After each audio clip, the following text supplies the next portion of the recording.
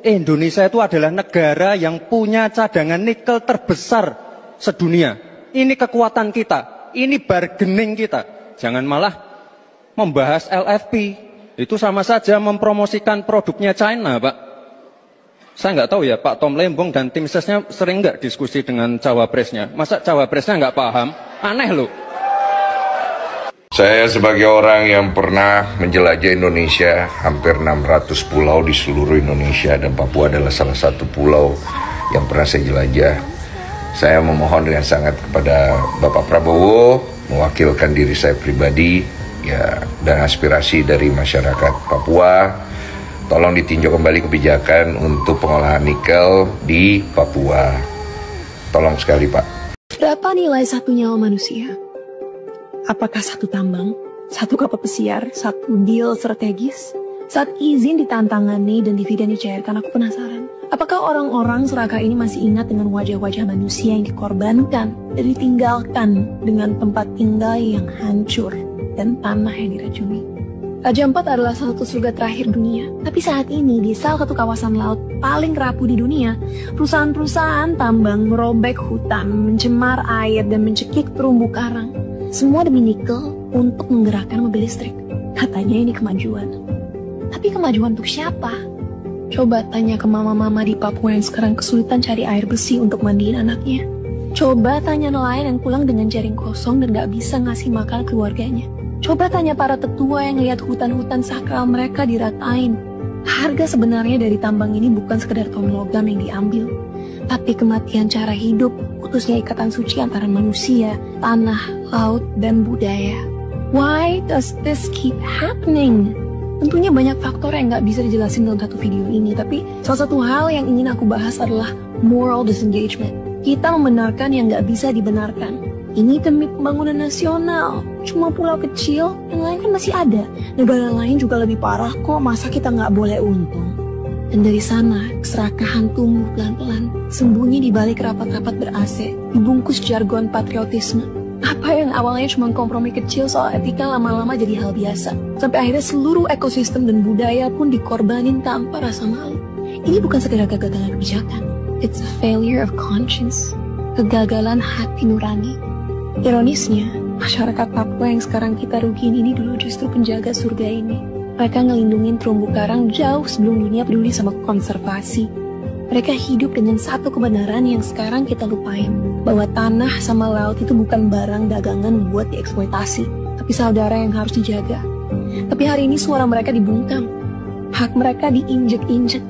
Banyak izin tambang dikeluarkan tanpa persetujuan FPIC.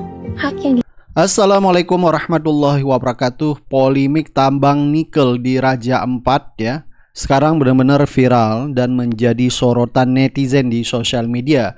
Ramai-ramai masyarakat maupun netizen akhirnya angkat bicara meminta Presiden Prabowo ya untuk menghentikan tambang nikel secara permanen, yaitu PT GAC Nikel yang merupakan anak perusahaan milik Antam, yaitu BUMN. Jadi polemik tambang nikel di Raja Ampat ini ya mengundang perhatian, seperti mantan Menteri Kelautan Ibu Pujiastuti ya ikut buka suara, yaitu meminta Prabowo supaya menghentikan semua penambangan sekitar di Raja Ampat. Jadi kemarin ya Bahlil sudah menghentikan sementara katanya. Nah, banyak masyarakat maupun netizen termasuk salah satunya yaitu Ibu Susi Pujiastuti ya meminta supaya ini dihentikan secara permanen, dicabut izinnya. Karena ini ya cukup banyak masyarakat maupun netizen sudah bersuara supaya kelestarian alam yang ada di Raja Ampat benar-benar dijaga. Karena masyarakat semua sudah tahu kalau Raja Ampat itu adalah nomor 2 surga di dunia. Ya maksudnya artinya kelestarian alamnya ya cukup diakui lah ya oleh dunia. Bahkan ya hampir semua NGO lingkungan ikut buka suara, dan di sana terjadi eksploitasi, bahkan ekosistemnya pun hancur ya, dan alamnya tercemar. Jadi hampir semua orang tahu izin nikel ini dikeluarkan di saat era pemerintah Jokowi pada tahun 2017. Nah, sampai pada akhirnya banyak pendukung-pendukung Prabowo meminta supaya Prabowo menghentikan permanen, bukan hanya menghentikan sementara. Dan banyak juga dari mereka mengaku menyesal memilih Prabowo dan Gibran pada saat itu ya.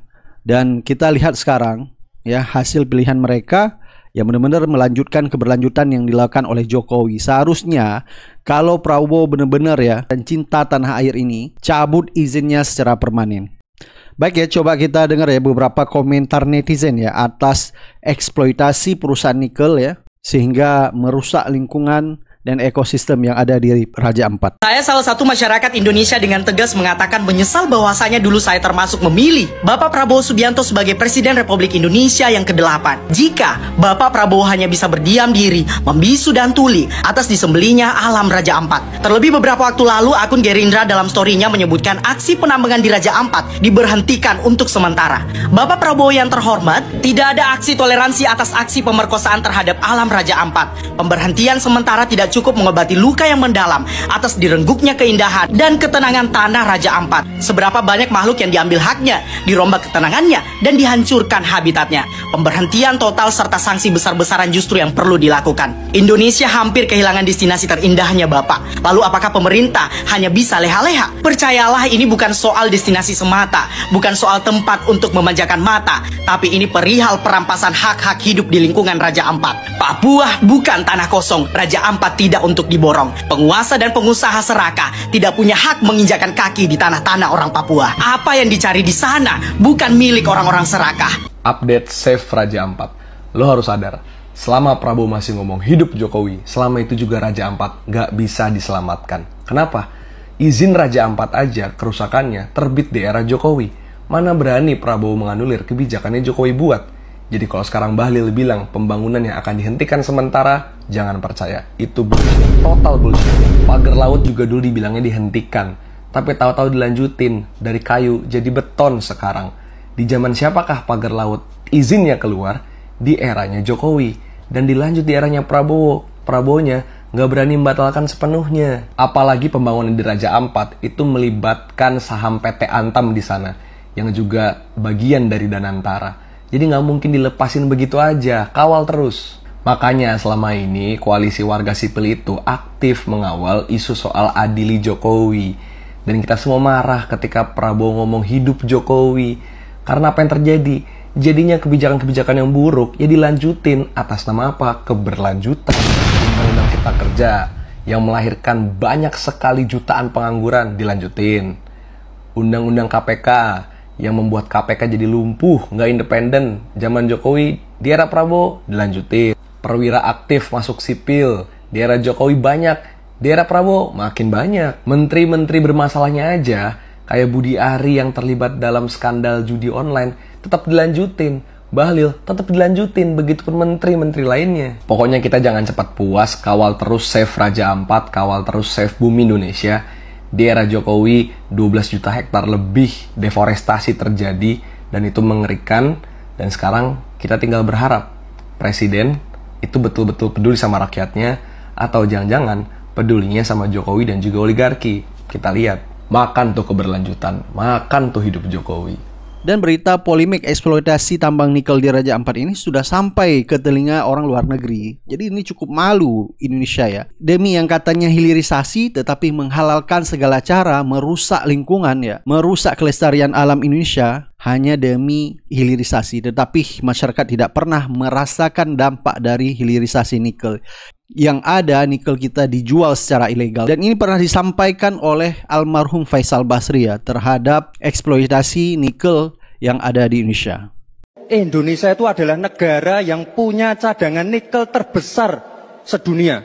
Ini kekuatan kita, ini bargaining kita. Jangan malah membahas LFP. Itu sama saja mempromosikan produknya China, Pak. Saya nggak tahu ya, Pak Tom Lembong dan tim sesnya sering nggak diskusi dengan cawapresnya. Masa cawapresnya nggak paham? Aneh loh. Keseimbangan ini tidak bisa ditawar-tawar. Agar pembangunan kita berkelanjutan, agar melibatkan semua pihak yang ada. Tidak ada satupun yang tertinggal. Sehingga produksi yang kita munculkan pun dari tambang, dari litium, dari apapun, itu tidak sembrono dan tidak sewenang-wenang. Gara-gara kita mengeksplorasi nikel ugal-ugalan, lalu hilirisasi tanpa mempertimbangkan ekologi, mempertimbangkan sosialnya, buruh kita diabaikan, malah banyak tenaga kerja asing, dan juga yang terjadi korban kecelakaan. Di sisi yang lain, pemasukan dari nikel kita juga sangat kecil. Simak Faisal Basri bongkar nama-nama penyelundup nikel. Menteri SDM menghimbau, beritanya ada, Menteri SDM menghimbau agar izin smelter yang baru dihentikan. Menghimbau, dia hanya bisa menghimbau padahal dia menteri yang bertanggung jawab. Dia tidak punya kuasa. Ada yang punya kuasa luar biasa, namanya Luhut Panjaitan. Waduh. Dialah yang mengorkestrasi ini, dialah yang memberikan input sehingga Pak Jokowi ngomong seperti itu. Dan saya sudah bertemu dengan Pak Luhut, dia tidak bisa menyangkal pandangan-pandangan saya, sebaliknya saya bisa menyangkal seluruh pandangannya. Ini saya buka, dan belum lagi ada penyelundupan yang 5,7 juta ton itu. Karena kalau barang itu dilarang, pasti ada pasarnya. Kan? Dan yang menyelundup itu petinggi-petinggi. Erlangga Hartarto misalnya. Waduh, sebut nama Pak. Menantunya Pak Jokowi, Bobi Nasution. Saya sebut nama. Dan nama itu saya dapatkan dari KPK. Bisa dipertanggungjawabkan, memang ada sumbernya, ada dasarnya? Dari KPK. Karena saya juga membantu KPK kan. Ini kan kasus korupsi, kerugian negara ratusan triliun. Cina mengimpor biji nikel dari Indonesia, ada ternyata Indonesia yang tidak melaporkan. Yang Indonesia bilang nol. Nol, karena dilarang kan? Iya, Cina melaporkan ada. Ada 5,3 juta ton selama tahun 2020 sampai 2022. Dan ternyata bukan hanya nikel. Saya baru dipresentasikan oleh tim dari Kejaksaan dan KPK ya, mata rantainya segala macam. Nah, pada titik ini saya nggak mau sebut nama karena masih diinvestigasi. Ini dia orang-orang yang ada di belakang proyek tambang nikel yang ada di Raja Ampat. Oke, tebak siapa orang yang berada di belakang PT KW Sejahtera ini, salah satu perusahaan yang menambang nikel di Raja Ampat. Ketika kita cek nama perusahaan itu, direktur utamanya ini sungguh membagongkan. Itu direktur utamanya adalah mantan gubernur dan juga mantan menteri, yaitu Freddy Numberi. Tahu kan? Ya. Dan yang lebih menarik lagi, PT KW Sejahtera Mining ini komisaris utamanya adalah ada nama Ali Hanafi Alijaya. Siapakah dia? Dia adalah tangan kanan dari Aguan. Tahu dong kira-kira apa dan siapa yang bermain di sini? Yuk komen, biar makin seru nih. Dan kita harus dengan tegas menolak apa yang terjadi di Raja Ampat. Kekayaan negara dan bangsa ini, aset-asetnya kalau memang harus diberi izin-izin tambang, konsesi-konsesi, apa salahnya kalau diberikan kepada mereka-mereka yang setia kepada negara dan bangsa Indonesia? Apa salahnya kita memperkuat ekonominya orang-orang yang cinta rakyat dan cinta tanah air? Apa salahnya?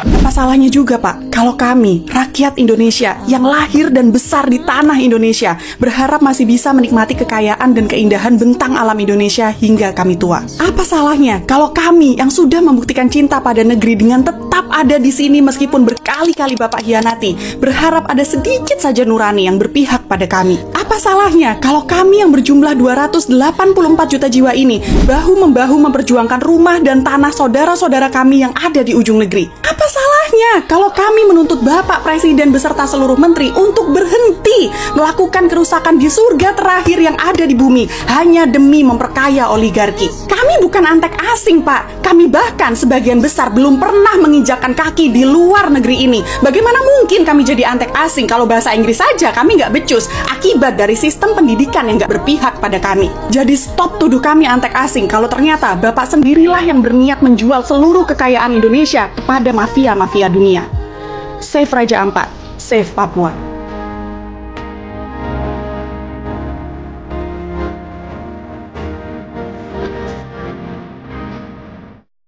Sekarang lagi rame soal pertambangan nikel di Raja Ampat.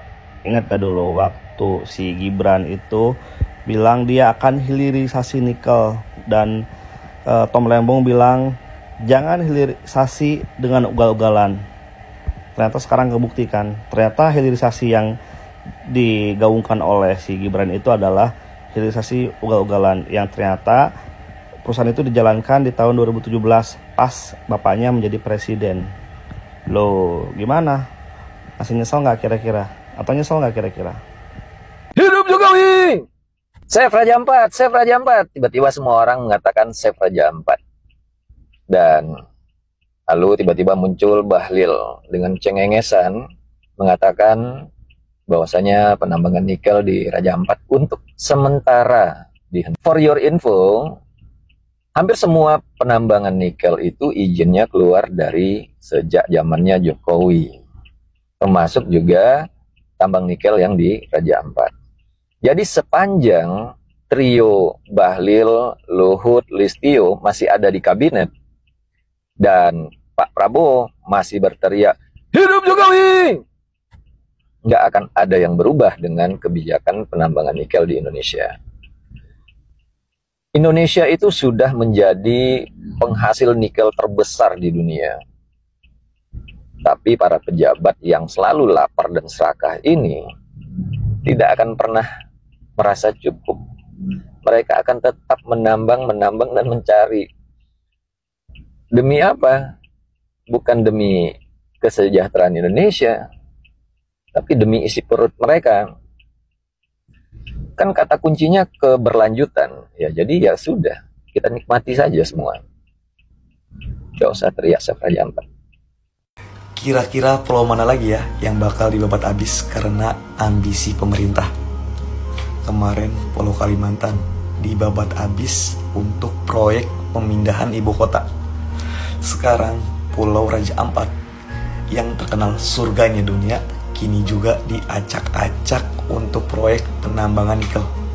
Sebenarnya kalian ini mau apa sih? Pengen negara ini maju?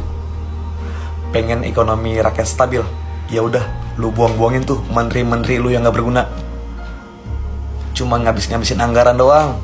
Coba kalau untuk rakyat, makmur, pahala, Jadi please jangan merusak alam, oke? Mikir, ingat, kain kapan gak ada kantongnya, percuma lu punya duit banyak. Assalamualaikum. Saya menyesal mendukung Pak Prabowo. Saya Adi Syareza. Assalamualaikum, jumpa lagi dengan aku, Lia Medan. Ya. Kayaknya dulu videoku nih banyak kali kustit ya, tapi selalu dilempar oleh TikTok ya, selalu di take down oleh TikTok videoku ya kan. Waktu itu kau kan, sangat vokal gitu ya, memuji-muji, terus kau juga ikut menangis waktu 11/100 ya kan, gitu ya kan. Kalau sekarang yang kau sesali hanya Raja Ampat ya, kau tahu nggak? Sebelum-belumnya Wood Estate ya kan, terus Alutista ya, terus banyak ya kan, termasuk gerombolan-gerombolan mereka tuh ya kan. Kalau masalah nikel ini sudah disuarakan Blok Medan ya oleh bapak apa yang meninggal di pulang dari Medan tuh ya kan. Jadi apalah gunanya kau menyesalinya sekarang? Nasi sudah menjadi bubur kawan. Telanlah pil pahit itu untukmu ya. Dan itu jangan salah, itu akan dibawa sampai kau ke alam baka ya. Karena banyak orang menderita atas apa yang kau puja-puja, apa yang kau support ya, apa yang kau agung-agungkan. Itu dia ya. Aduh, gak main kali kalian ya. Baru sadar kalian sekarang. Kalau kami udah tahu dari dulu ya, bakal seperti apa ke depan gitu ya. Selamat menelan pil pahit. Assalamualaikum. Oke, masih ingat beberapa waktu yang lalu Petro dan menteri kesayangannya si SDM Rendah Bahlul pernah nginep di Raja Ampat ya. Pernah nginep di Raja Ampat itu bukan sembarang nginep. Mereka survei tambang nikel ya. Mereka survei tambang nikel yang sekarang lagi di stop sementara ya. Karena apa? Karena spiral ya. Seharusnya mendoakan orang-orang itu yang terbaik ya, tidak ada doa yang jelek.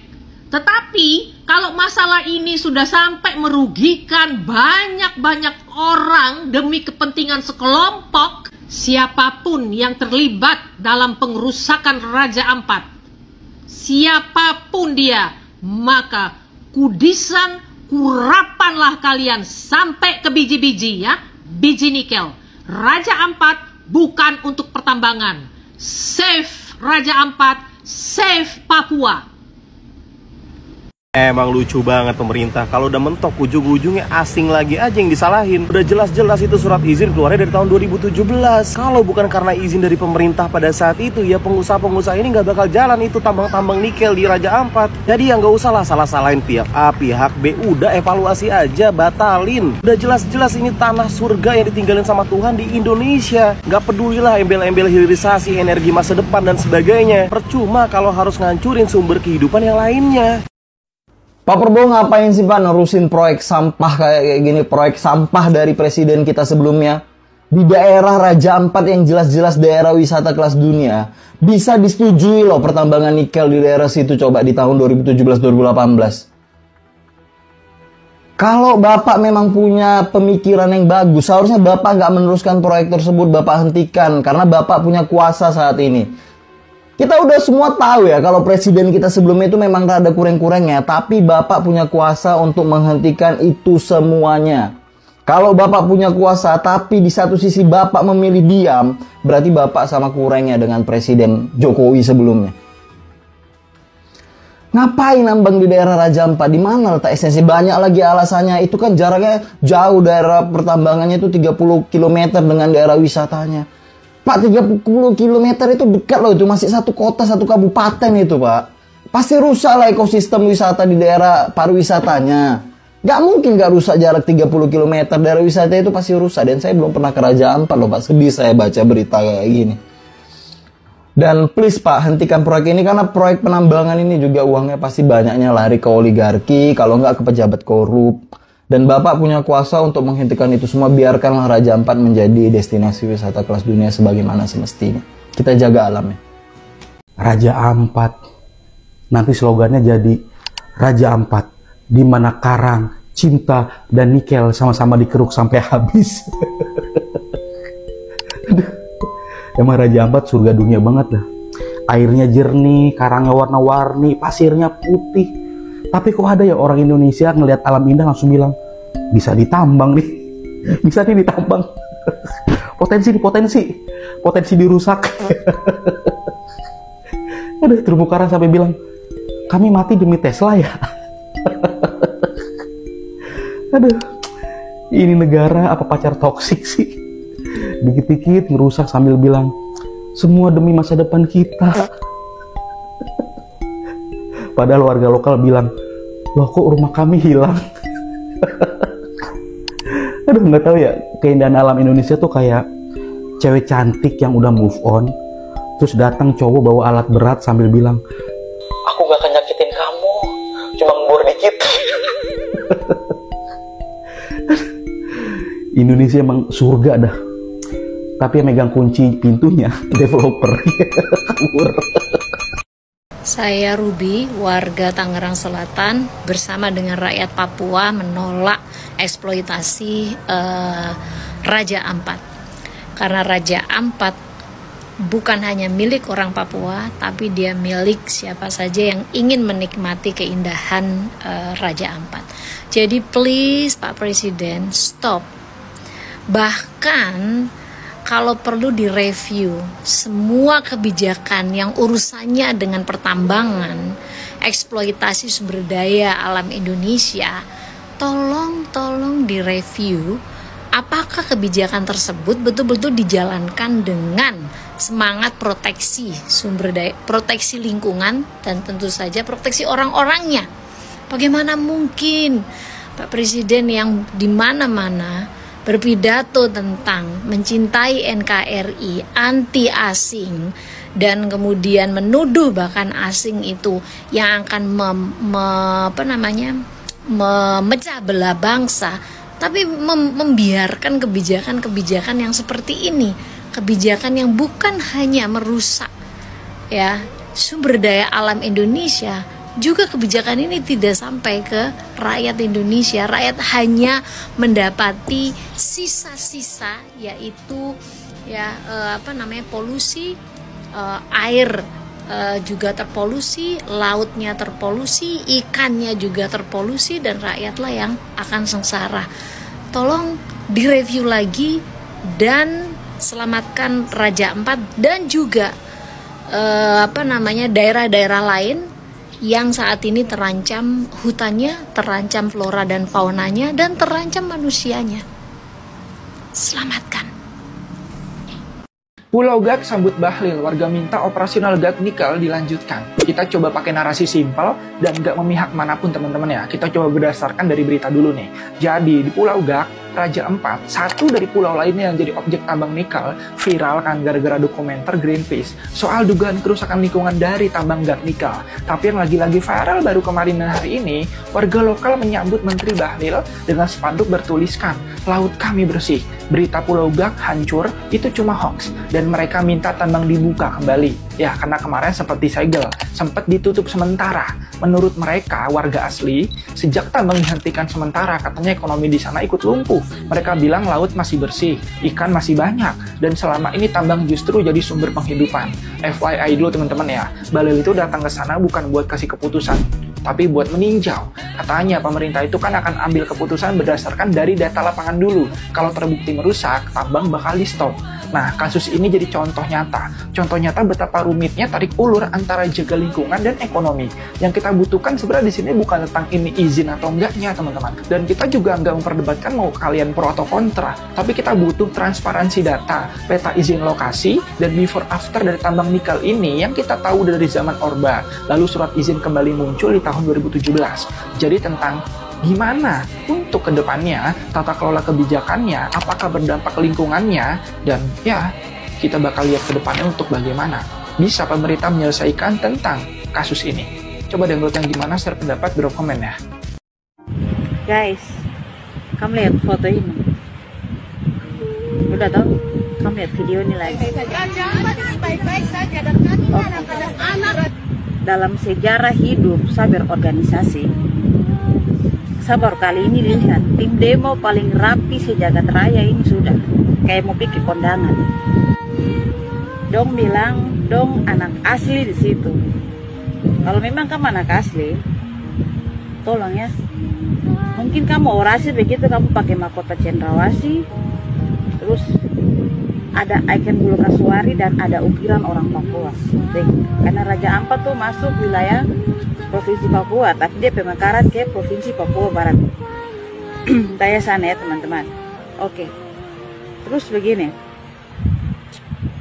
Kami perempuan Papua tidak pernah ikat-ikat kain merah di kepala ya. Jadi kamu yang punya budaya ikat-ikat kain merah tuh tidak perlu saya sebut suku ya. Kamu bisa sadar diri sudah. Begitu. Kamu bikin lucu saja di Republik ini. Begitu.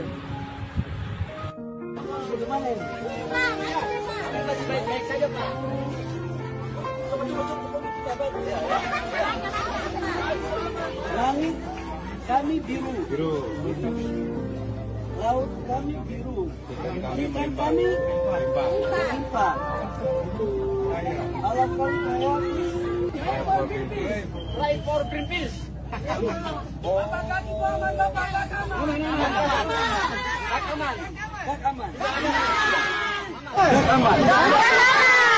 Orang yang berita-berita itu.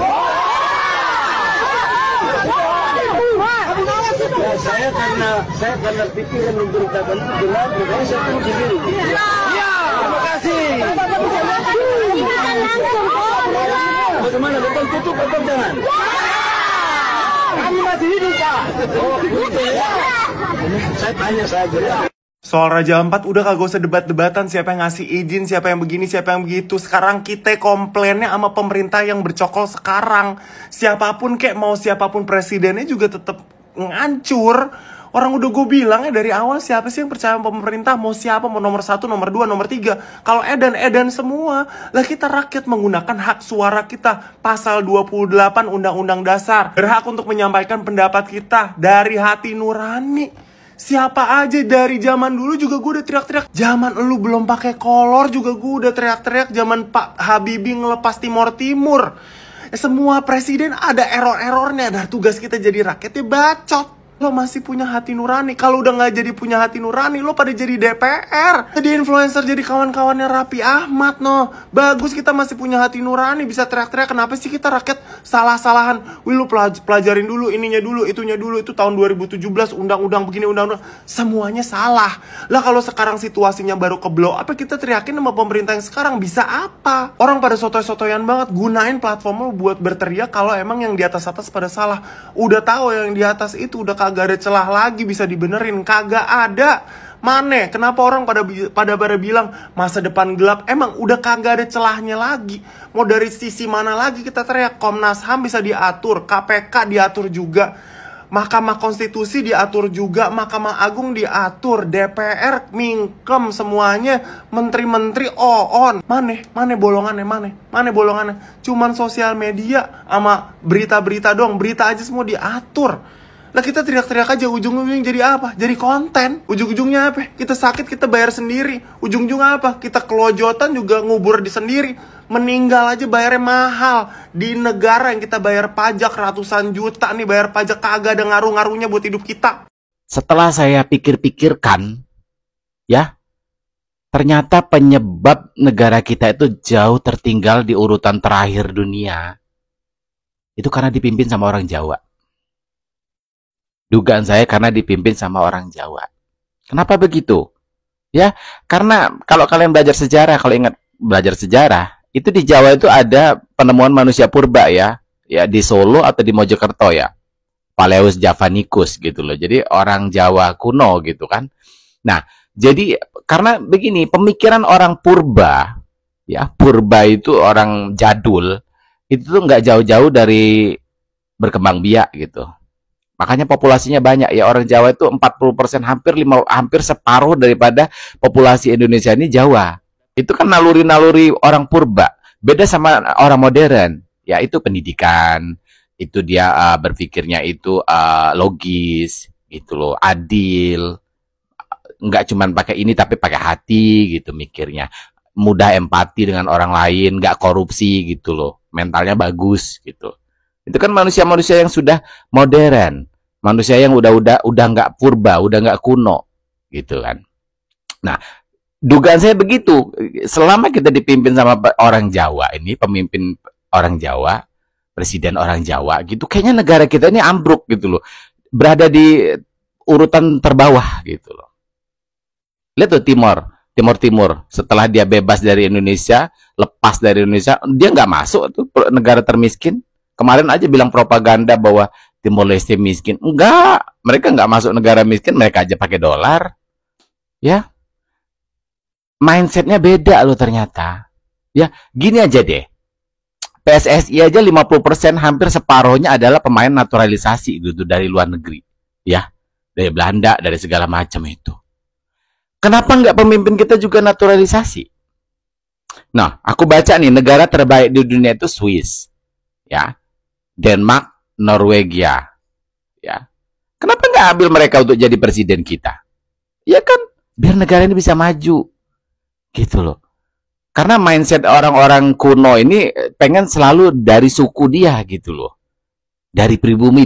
Ya kalau misalnya pribumi nggak bisa tuh kayak PSSI, terpaksa tuh ngambil pemain luar. Kenapa? Ya karena nggak cakap gitu, cara mainnya nggak bagus, gitu. Ya kan, termasuk juga presiden.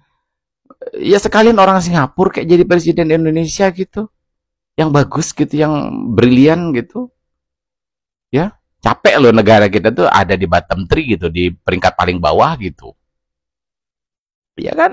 Iya loh, logis nggak? Logis. Pengenlah sekali-sekali saya tuh dipimpin sama orang Bugis, orang Melayu, orang Maluku. Ya, iya. Kalau dipimpin sama orang purba-purba itu, gini aja deh. Ganjar jadi gubernur di Jawa Tengah itu berapa lama udah? Selalu slogannya wong cili, wong cili. UMK-nya kecil banget. Dia tuh nggak mikirin gitu loh, nggak memperjuangkan gitu. Warganya sendiri Jawa Tengah aja nggak diperjuangkan gitu. UMK-nya kalah jauh gitu sama Jabodetabek. Aku nggak peduli ya dengan ada apa ya, maksudnya yang mempengaruhi untuk, tapi ya setidaknya ada standar gitu, misalnya 4,5 juta gitu minimal.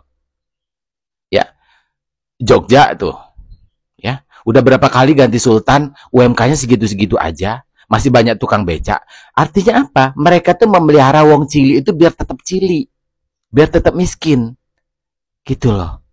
Nggak ada dengan warganya sendiri, sesama Jawa aja dia begitu, nggak diperjuangkan.